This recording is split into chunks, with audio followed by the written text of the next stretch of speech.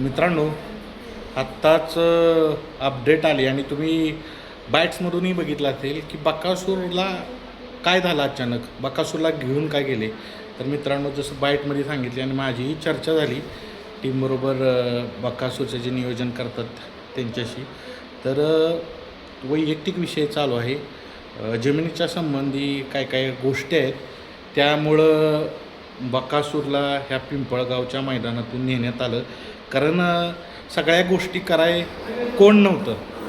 कारण बकासूरची आपण म्हणू सुट्टी असेल, सगळ्या गोष्टी असेल, तर ते करण्याचं काम फक्त मोहिलच करत असतो आणि ते अर्जंट त्यांना जायचे, त्यामुळं ते गेले.